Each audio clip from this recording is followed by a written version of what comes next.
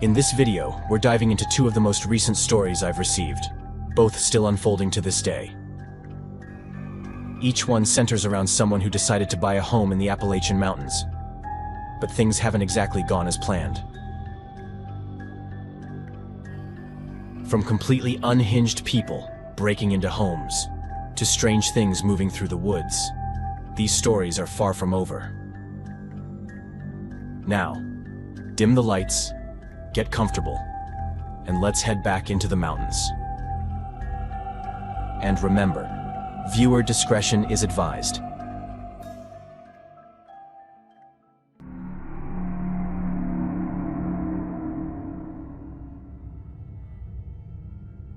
My wife and I moved into the Appalachians a little over 3 months ago. We left city life behind, Louisville to be exact, for something slower and quieter. I work remotely now, tech stuff, so the location didn't matter. Leah had been pushing for years to get closer to nature. We found a 2-bedroom cabin on about 3 acres of land, just off a long, winding mountain road in western North Carolina. It backs up to a steep, wooded ridge, thick with pines and silence. My wife grew up very close to this area and spent a large part of her childhood playing in the Appalachian forests. So ever since she went off to college and ended up living with me in the city, it was like the forest had been calling her back. We always knew that sooner or later we would try to live out here. So when we finally made it happen, for her, it was like a dream come true. The closest neighbor is half a mile down the road. That was one of our favorite parts about living there. We liked the space, the fresh air, the sound of wind in the trees instead of traffic and sirens. On top of that, we'd had some issues with neighbors in our old apartment building, so not having to deal with people was absolutely wonderful. At first, everything was perfect. Kind of like a honeymoon phase. But around 6 weeks in, things started happening. It began small, practically insignificant things, easy to overlook. The back gate, which I always lock before bed, would be swinging open in the morning. Just once, then again a few days later.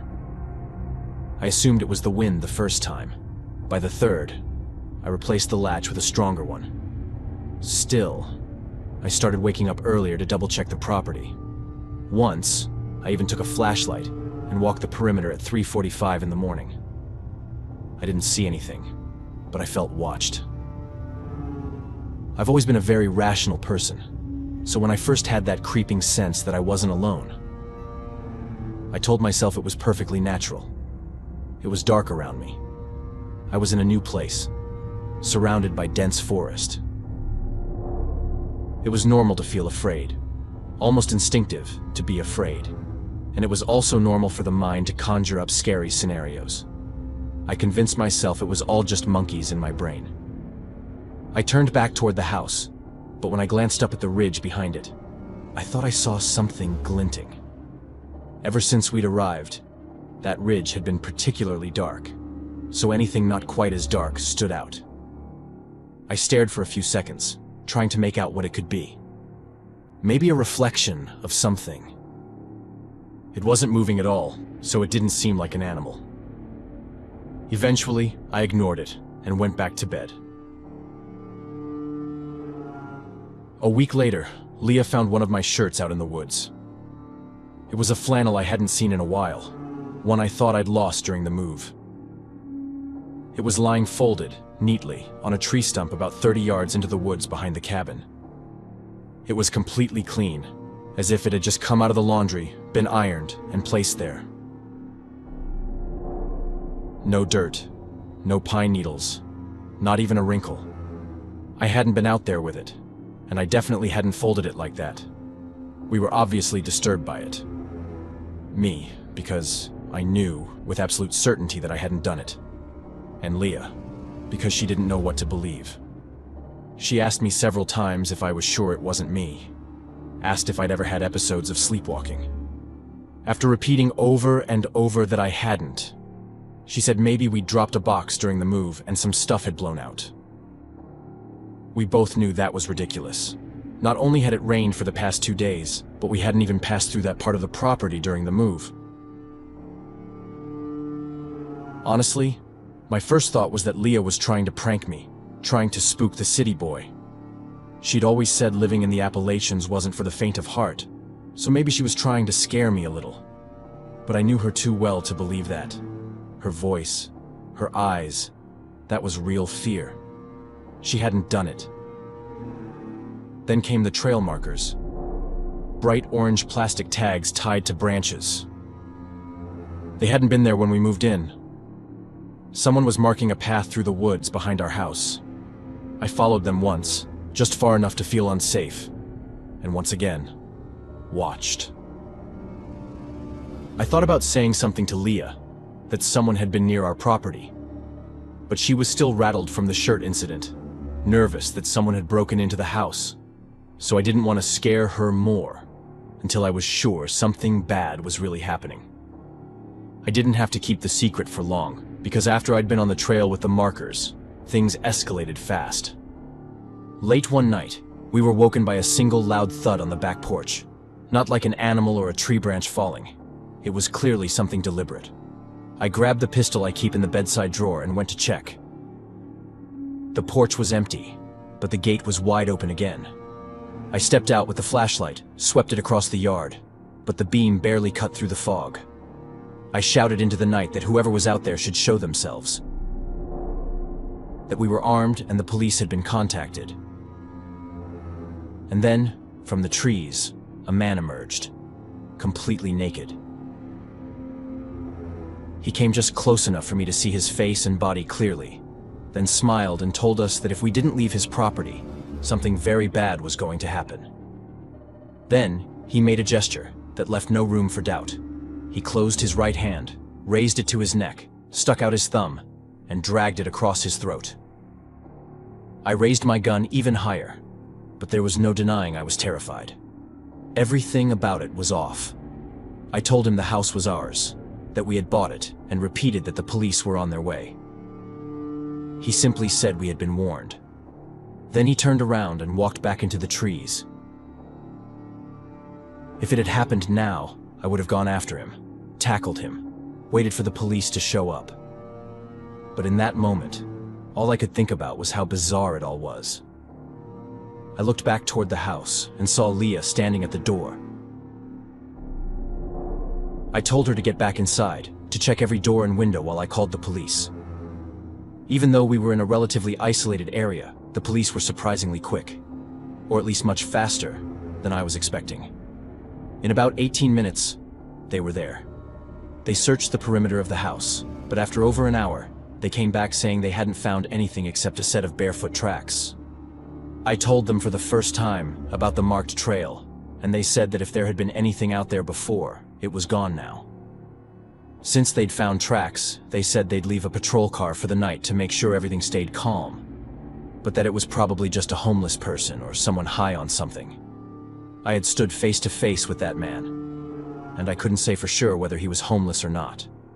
His gaze was focused, his movements precise and deliberate, his posture straight, his expression frozen. With the police outside, we were able to relax just a little, but all we could think about was that come morning, they'd be gone, and we had no idea what might happen after that. The man had been very clear in his threat. Around 5 a.m., I heard a noise downstairs. I got up immediately and looked out the window. I wanted to see if the patrol car was still there. Had an officer come into the house? But they didn't have a key and the doors were locked. I heard another sound and knew the man was inside with us. I threw the window open and yelled to the police that he was here. My wife, terrified, jumped up and ran to lock the bedroom door. Downstairs, I could clearly hear someone besides the police, trying to get in. Eventually, one of the windows was broken, and that's how the cops got inside. We didn't open the bedroom door until they knocked and said the house was clear. When we went down the stairs, the bottom part of the house was completely surreal. Some of the furniture had been moved around, and the entryway rug was sitting on top of the couch. 2 picture frames were shattered on the floor, and one of the kitchen knives was embedded in a photo frame on the wall. There were no open windows, no broken doors. But it was clear that man had been inside the house with us. The only explanation I can give is that he has some other way of getting inside, some hidden point of entry we don't know about. But we've searched the entire house, top to bottom, and the police did the same. We haven't found a single thing that could serve as an entry point. The worst part is, I don't think the cops fully believe us. Honestly, if the roles were reversed, I'm not sure I'd believe it either. They don't have a single piece of evidence that anyone else was actually there. Everything points to one of us. Only we know there's someone else. That we're not crazy. That we're being stalked by a man. Nothing that's happened so far makes sense. Least of all, the shirt and the marked trail. They seem like completely disconnected events from everything that followed. And why the hell would that man move our furniture around in the first place?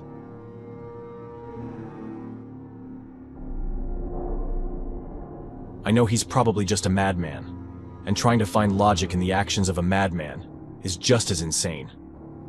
But I need to understand what the hell is going on. We're desperate, and we're out of ideas, but we know he's going to come back, and this story is far from over.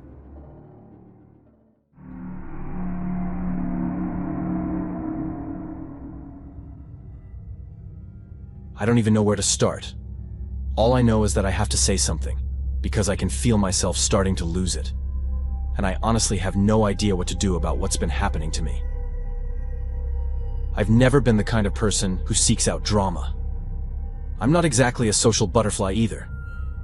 I've always lived alone, always got along just fine with silence and solitude.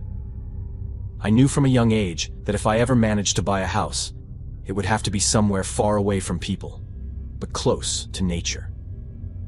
So, when I bought this house up in the Appalachian Mountains, that's exactly why I did it. Peace and quiet. I won't lie, the price was ridiculously tempting too.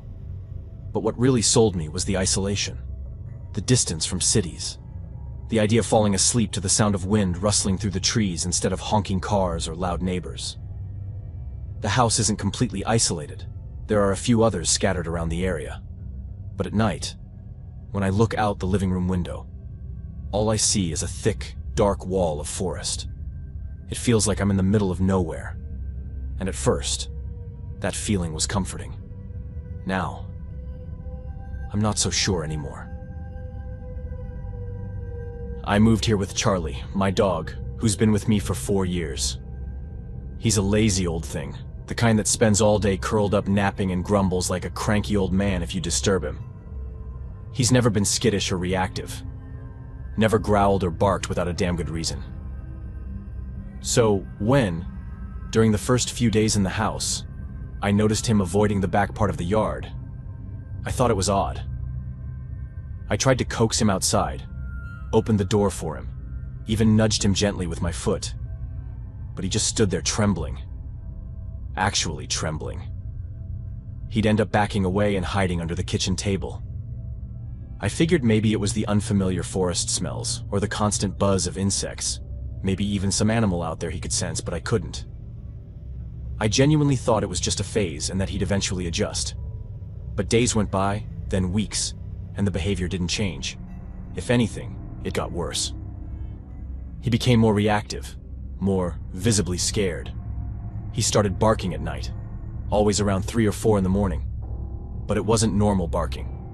Not like when a dog hears someone near the house. It was deeper, more urgent, like he was trying to warn something off. One night, I got up and peeked out the bedroom window.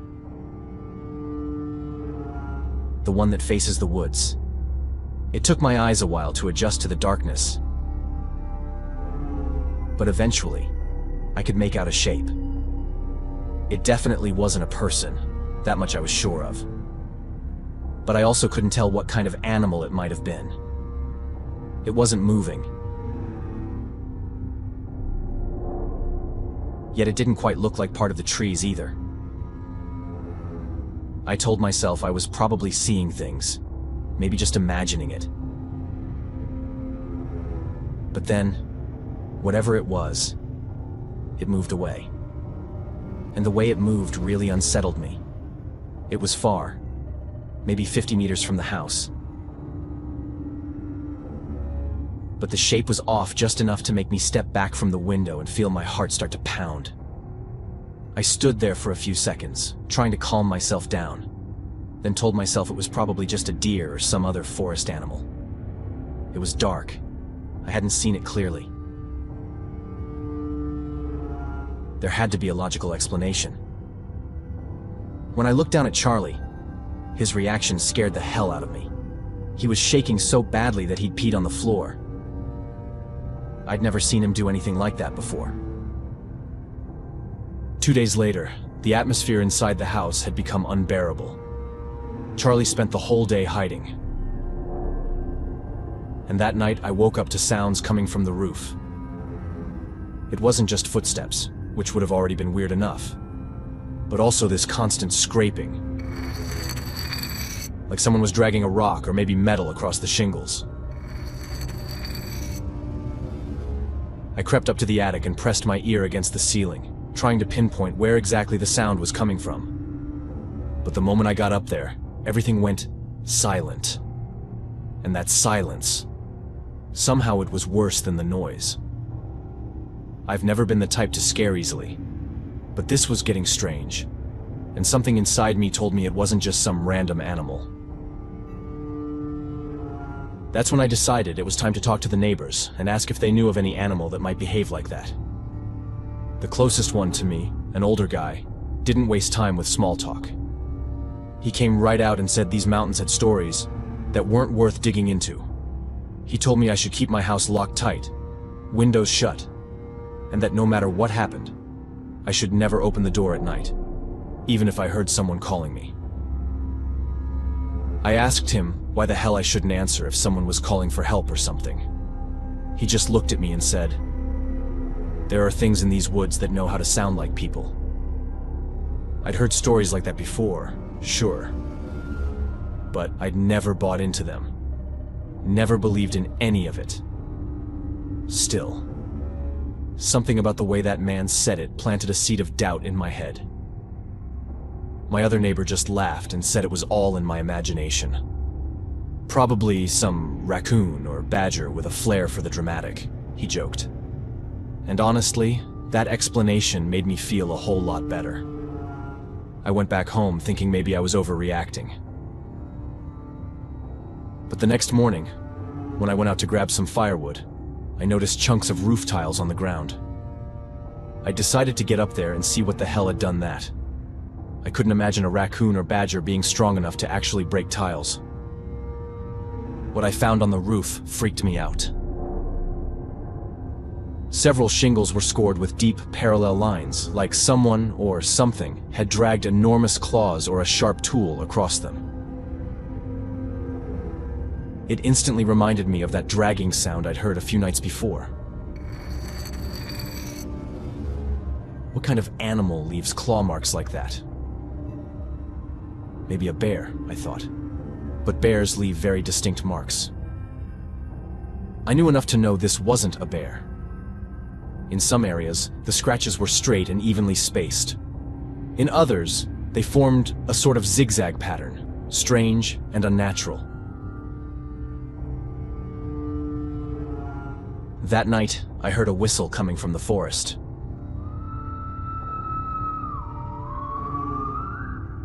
I was in the living room watching a movie when I heard it, sharp and clear. I knew instantly it was coming from the woods. The movie was already paused, and I was sitting there, tense, when the whistle came again.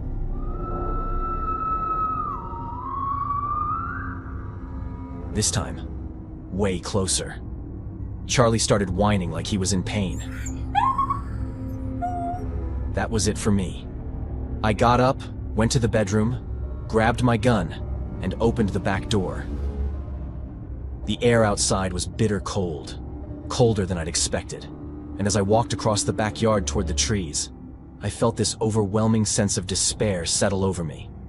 It's really hard to explain. But that's the best way I can describe it. It was a kind of hopelessness.